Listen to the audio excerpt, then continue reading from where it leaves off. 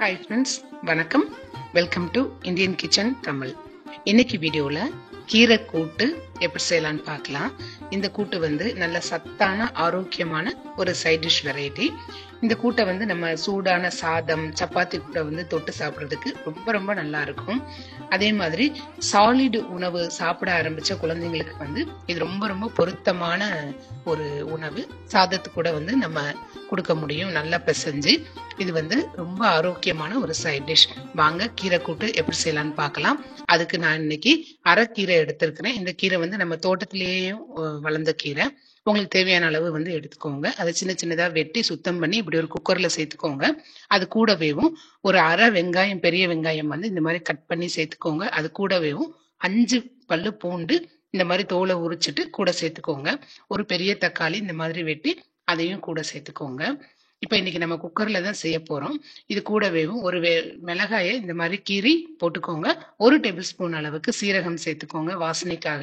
1/4 teaspoon அளவுக்கு மஞ்சள் தூள் சேர்த்துக்கோங்க. அது கூடவேவும் 2 டேபிள் ஸ்பூன் அளவுக்கு நல்லெண்ணெய் சேர்த்துக்கோங்க.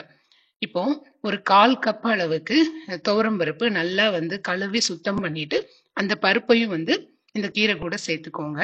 கீரையில வந்து நம்ம மஞ்சள் தூள் போடுறதுனால அதனுடைய கலர் வந்து அப்படியே இருக்கும், பச்சையாவேவும். கூடவேவும் 1/4 டீஸ்பூன் அளவுக்கு காயம் சேர்த்துக்கோங்க வாசனைக்காக. 1 கப் அளவுக்கு தண்ணி சேர்த்துக்கோங்க பருப்பு கீரை எல்லாம் வேகிறதுக்கு.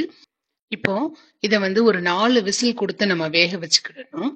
ஏன்னா நம்ம சாதாரண பருப்பு வந்து வேகிறத காட்டிலும் இப்ப கீரை கூட போட்டிருக்கோம்.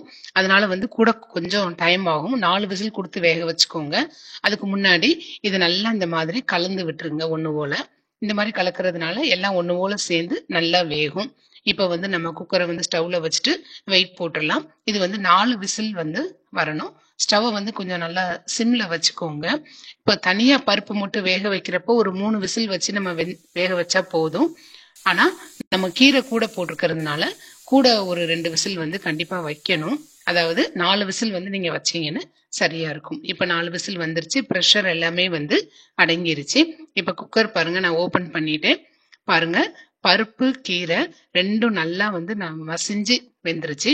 இப்ப இந்த மாதிரி ஒரு கரண்டியால வந்து இதை நல்லா ஒரு தடவை வந்து மிக்ஸ் பண்ணி விட்டுருங்க. இப்ப இதை நம்ம வந்து மிக்சியில போட்டு திருப்பி கடைய போறது கிடையாது. இந்த மாதிரி ஒரு மேஷர் வச்சு நீங்க அதை நல்லா வந்து கடைஞ்சுக்கோங்க. நீங்க மசிக்கிறதுக்காக ஒரு மத்து கூட பயன்படுத்த முடியும். அதை வச்சும் வந்து நல்லா மசிக்க முடியும். இதை வந்து நம்ம சூடா இருக்கிறப்பயே வந்து இந்த மாதிரி மசிச்சிட்டோம் அப்படின்னு சொன்னான்னு நல்லா வந்து சாஃப்ட் ஆயிரும். அதனால ஆறுறதுக்கு முன்னாடி இந்த மாதிரி மசிச்சிருங்க. இப்ப இதை வந்து நம்ம தாளிக்கணும். அதுக்கு முன்னாடி அந்த கீரைக்கு தேவையான உப்பு சேர்த்துக்கோங்க. பொதுவா எந்த விதமான கூட்டு செய்யறப்பையும் உப்பு வந்து நம்ம கொஞ்சம் கம்மியா தான் சேர்க்கணும். அதான் நல்லா இருக்கும். சேர்த்துட்டு இந்த மாதிரி கலந்து விட்டுக்கோங்க. இப்போ ஒரு தாளிக்கிற கரண்டியில 2 டேபிள் ஸ்பூன் அளவுக்கு நல்லெண்ணெய், 1/2 டீஸ்பூன் அளவுக்கு வந்து டேபிள் ஸ்பூன் அளவுக்கு கடுகு உளுந்தம் பருப்பு, அது நல்லா பொரிஞ்சதுக்கு அப்புறமா ஒரு 2 மிளகாய் வத்தல் இந்த மாதிரி கிள்ளி சேர்த்துக்கோங்க. கொஞ்சமா கருவேப்பிலை வாசனைக்காக சேர்த்துட்டு கொஞ்சமா பெருங்காயம் நல்லா பொரிச்சிட்டு நம்ம இது கூட வந்து சேர்த்துடணும். கூட்டு கூட சேர்த்துடணும். சேர்த்துட்டு இதை நல்லா வந்து கலந்து விட்டுருங்க. இப்ப நம்ம சூப்பரா ரெடி பண்ணிட்டோம் கீரை கூட்டு. அவ்வளவு மணமா இருக்கு. நான் தாளிக்கிறப்ப ரொம்ப ரொம்ப நல்லா இருக்குங்க. இது வந்து சூடான சாதம் கூட சாப்பிடறதுக்கு ரொம்ப ரொம்ப நல்ல ஒரு சைட் டிஷ்னு சொல்லலாம். அது கூட குழந்தைங்களுக்கும் வந்து சாதத்து கூட நம்ம பிசைஞ்சு கொடுக்க முடியும். ரொம்ப ரொம்ப நல்லா இருக்கும். கீரை வேண்டாம்னு சொல்ற குழந்தைங்க கூட இஷ்டப்பட்டு சாப்பிடுவாங்க. கண்டிப்பா இதை நீங்க ட்ரை பண்ணுங்க. ட்ரை பண்ணிட்டு எப்படி இருந்துச்சுன்னு சொல்லிட்டு கமெண்ட் செக்ஷன்ல உங்களுடைய கமெண்ட் சொல்றதுக்கு மறக்காதீங்க.